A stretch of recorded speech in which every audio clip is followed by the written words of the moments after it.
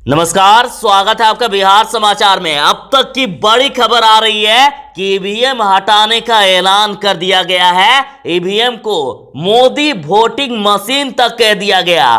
तो वहीं बिहार की नीतीश सरकार पर गंभीर आरोप लगे हैं। फिर से कहा गया है कि बिहार में तेजस्वी यादव की सरकार बननी थी, लेकिन जनादेश की चोरी हो गई। तो आज की बड़ी खबरों पर बात करने से पहले आपसे अनुरोध है, कृपया वीडियो को एक प्यारा सा लाइक अवश्य कर दीजिएगा। आपका लाइक करना ही हमारी मेहनत का फल होता है। अखिलेश यादव ने कहा है कि यदि हमारी पार्टी जीती तो सबसे पहले देश से ईवीएम हटाएंगे। देखिए, उन्होंने कहा कि सत्ता में आने पर ईवीएम की व्यवस्था को सबसे पहले खत्म किया जाएगा। उन्होंने कहा कि मैं आज भी कह रहा हूं कि ईवीएम पर किसी को भी भरोसा नहीं है। उन्होंने कहा कि हाल में ही अमेरिका का चुनाव मतपत्रों से हुआ है और मतपत्रों से मतदान कराने पर लोगों का भरोसा बहाल होगा। उन्होंने कहा कि जिस प्रकार से बिहार विधानसभा चुनाव में बीजेपी हार रही थी और महागठबंधन की सरकार बन रही थी, लेकिन भाजपा ने सत्ता छीन ली, लेकिन उत्तर प्रदेश में भाजपा का इतना बुरा हाल होगा कि कोई कल्पना भी नहीं कर सकता है। मोदी सरकार ने वादा किया था कि 2 करोड़ नौकरी देंगे, महंगाई कम करेंगे, किसानों की आय दोगुनी करेंगे, अच्छे दिन लाएंगे। लेकिन नौकरी देने की बात तो छोड़ दीजिए, और लोगों की नौकरी भी छीन रहे हैं। महंगाई तो आसमान छू रहा है। किसान पिछले 100 दिनों से आंदोलन कर रहे हैं और रवीश कुमार जी कह रहे हैं कि जिस प्रकार से मोदी सरकार ने 2 करोड़ युवाओं को रोजगार देने का वादा करके देश को धोखा देने जैसा काम किया, उसी तरह से बिहार के नीतीश कुमार जी ने भी 19 लाख रोजगार देने का वादा करके बिहार वालों को बेरोजगार बना दिया है। और जैसा कि युवा राजद नेता अरुण कुमार यादव का कहना है कि जनादेश चोरी करके अगर नीतीश कुमार जी मुख्यमंत्री नहीं बनते तो आज नेता प्रतिपक्ष तेजस्वी यादव बिहार के मुख्यमंत्री होते। जब तेजस्वी यादव मुख्यमंत्री होते तो पहले ही कैबिनेट में, पहले ही बैठक में, पहले ही हस्ताक्षर से 10 लाख बिहार के बेरोजगार नौजवानों को सरकारी नौकरी मिलता। बिहार में सरकारी नौकरी की बहार। बिहार में सीडीपीओ बनने का मौका है। बीपीएससी ने निकाली है वैकेंसी और इस सरकारी नौकरी के लिए 5 मार्च से एप्लीकेशन लिया जा रहा है और अंतिम तिथि 1 अप्रैल तक है। टोटल 55 पोस्ट के लिए वैकेंसी निकली है। यदि आप ग्रेजुएशन किए हैं तो आप इसके लिए अप्लाई कर सकते हैं। जनरल ओबीसी वालों को 600 रुपए और अन्य को 150 रुपए एप्लीकेशन फी देना होगा।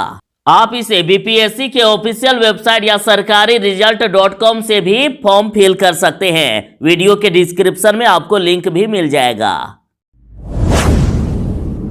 चुनाव शुरू होते ही ईवीएम मशीन को लेकर सवाल उठाए जाते हैं। देखिए, राहुल गांधी ने बिहार चुनाव के समय कहा था कि ईवीएम मतलब मोदी वोटिंग मशीन। राहुल गांधी जी बोले थे कि ये ईवीएम नहीं बल्कि एमवीएम यानी मोदी वोटिंग मशीन है। और कहा गया था कि बिहार में महागठबंधन की तेजस्वी की सरकार बन रही थी, लेकिन जनादेश चोरी करके बीजेपी की सरकार बनी। तो वही देखिए, कांग्रेस नेता उदित राज का कहना है कि जब मंगल ग्रह और चांद की ओर जाते उपग्रह को धरती से नियंत्रित किया जा सकता है तो ईवीएम हैक क्यों नहीं हो सकती है। तो इस पर चुनाव आयोग ने जवाब दिया था कि ईवीएम मशीन पूरी तरह से सुरक्षित है। सरकार ने रसोई गैस की कीमत इतनी बढ़ा दी है कि अब लोग अपने सिलेंडर को जाके तालाब में, नदी में फेंक दे रहे हैं और वहां से लकड़ियां चुन करके ला रहे हैं। आप देखिए ये वीडियो, कैसे लोग अपने सिलेंडर को नदी में फेंक रहे हैं। मोदी घर घर मोदी, हर हर मोदी घर घर मोदी, हर हर मोदी घर घर मोदी, हर हर मोदी घर घर मोदी, हर हर मोदी हर हर मोदी घर घर मोदी, हर हर मोदी घर घर मोदी, घर घर मोदी, हर हर मोदी घर घर मोदी, हर हर मोदी घर घर मोदी, घर घर मोदी।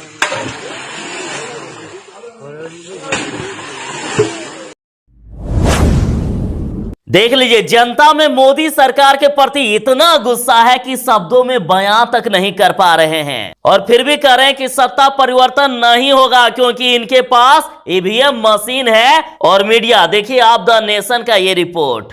पेट्रोल 100 रुपए हो गया, कौन जिम्मेदार है? जब 1-1 रुपए पेट्रोल का बढ़ता था तो लोग नाचा करते थे सड़कों पर नंगे होकर के। अब कोई नहीं है। सर कह रहे हैं महंगाई राष्ट्रीय हित में है। कौन से राष्ट्रीय हित में है? हम दो, हमारे दो के हित में है और कहीं नहीं है। कौन तरक्की कर रहा है? आप कर रहे हैं? आप अपनी तरफ कैमरा करके बताइए, आप कर रहे हैं तरक्की? आप कर रहे हैं तरक्की? तो फिर कौन तरक्की कर रहा है? आप तरक्की कर रहे हैं जी? आप कर रहे हैं तरक्की? सिर्फ हम दो, हमारे दो, और कोई तरक्की नहीं कर रहा। क्या चाह रहे हैं, इस बार सत्ता पलट होगा? किसका? नहीं होगा, कोई सत्ता परिवर्तन नहीं होगा। दो चीजें इनके पास, मशीन और मीडिया। कभी सत्ता परिवर्तन नहीं होगा। ये मर के हटेंगे, उससे पहले नहीं हटेंगे। अब अपराधियों का एनकाउंटर करेंगे जदयू विधायक गोपाल मंडल। उन्होंने कहा है कि मैं 4-5 लाइसेंसी हथियार रखता हूं, जरूरत पड़ने पर अपराधियों को ठोक देंगे। नीतीश कुमार के विधायक गोपाल मंडल ने कहा है कि वह अपराधियों का सफाया कर देंगे। गोपाल मंडल ने कहा कि मैं अपराधी से नहीं डरता हूं, मैं तैयारी के साथ चलता हूं, मैं 4-5 लाइसेंसी हथियार लेकर चलता हूं, जरूरत पड़ने पर मैं इसका यूज भी करूंगा। मेरे सामने अगर कोई क्रिमिनल गुंडागर्दी करेगा तो हम भी हथियार का प्रयोग करेंगे। अगर कोई बदमाश आपराधिक घटना को अंजाम देगा या कानून को हाथ में लेगा तो हम क्या चूक जाएंगे? बंगाल चुनाव को लेकर भाजपा की चिंताएं बढ़ गई है। पार्टी में बड़े टूट के आसार नजर आ रहे हैं। बंगाल भाजपा में पार्टी के पुराने और नए नेताओं के बीच दरार पड़ गई है। बंगाल चुनाव में बस कुछ ही दिन रह गए हैं। ऐसे में भाजपा में जारी अंदरूनी कलह पार्टी के लिए चिंता का विषय बन गया है। अब भाजपा पार्टी में टूट के आसार नजर आ रहे हैं। देखिए, पार्टी के पुराने नेताओं और पार्टी में शामिल हुए नए नेताओं में टिकट बंटवारे समेत कई मुद्दों पर खींचतानी शुरू हो गई है। और इतना ही नहीं, भाजपा धीरे धीरे बदनाम भी हो रही है क्योंकि शामिल नए नेताओं में कई भ्रष्टाचार के आरोपी भी हैं। और उम्मीदवारों के नामों की घोषणा के बाद हो सकता है कि बड़ा संग्राम पार्टी में ही शुरू हो जाए। बिहार के सरकारी स्कूल में पढ़ने वाले छात्रों के लिए खुशखबरी है। अब सरकार साइकिल, पोशाक, छात्रवृत्ति आदि सभी का पैसा देने वाली है। और जो 75% हाजिरी की शर्त थी, इसे अब खत्म कर दिया गया। शैक्षणिक सत्र 2020-21 में स्कूलों में नामांकित सभी बच्चों को साइकिल, पोशाक और छात्रवृत्ति आदि सभी योजनाओं की राशि इसी महीने जारी कर दी जाएगी। सीधे बच्चों के खाते में पैसे भेज दिए जाएंगे और इसी महीने आ जाएंगे पैसे। तो इसी खुशखबरी पर वीडियो को एक लाइक अवश्य कीजिएगा। अब बीजेपी का बंगाल चुनाव में जीतना मुश्किल ही नहीं, नामुमकिन सा प्रतीत हो रहा है। देखिए, तेजस्वी यादव, अखिलेश के बाद अब शिवसेना ने भी तृणमूल कांग्रेस को समर्थन दिया है। और संजय राउत ने ऐलान कर दिया कि ममता बनर्जी असली शेरनी है। और शिवसेना प्रवक्ता संजय राउत ने कहा है कि इस वक्त जब बंगाल में दीदी बनाम ऑल है और मीडिया से लेकर म्यूजिक तक बीजेपी के सपोर्ट में है, उस वक्त हमने टीएमसी को समर्थन देने का फैसला किया। अभी भारत में पेट्रोल और डीजल के दाम आसमान छू रहे हैं, लेकिन यदि ऐसा हुआ तो डीजल और पेट्रोल के भाव घट करके 68 और 75 रुपए हो जाएंगे। देखिए, एसबीआई इकोनॉमिस्ट ने रिपोर्ट में पेट्रोल डीजल को जीएसटी के दायरे में लाने की वकालत भी कर दी है। पेट्रोल डीजल को यदि जीएसटी के दायरे में लाया जाता है तो इसका भाव घट करके पेट्रोल 75 रुपए और डीजल 68 रुपए प्रति लीटर तक आ जाएगा। और ऐसा होने से केंद्र और राज्य सरकारों को केवल 1 लाख करोड़ रुपए के राजस्व का नुकसान होगा, जो जीडीपी का 0.4% है।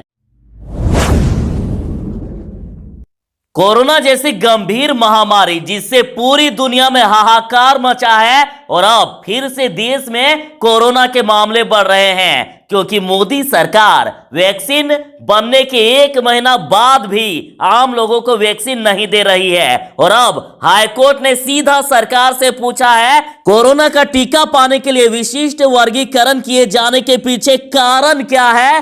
क्यों पहले फ्रंट लाइन वर्कर फिर 60 साल वालों को दिया जा रहा है, सभी को क्यों नहीं? पीठ ने कहा कि हम इसका या तो पूरी तरह से उपयोग नहीं कर रहे हैं या हम इसे अन्य देशों में दान कर रहे हैं या बेच रहे हैं, जिससे आम लोगों को टीका नहीं मिल पा रहा है। एनडीटीवी के रवीश कुमार जी का कहना है कि पहले लोगों को प्राइवेट नौकरी करते करते सरकारी नौकरी लग जाती थी और अब सरकारी नौकरी करते करते लोगों की नौकरियां प्राइवेट हो रही है। उन्होंने मोदी सरकार पर कहा कि अब साहेब का ये अहंकार उनको ले डूबेगा।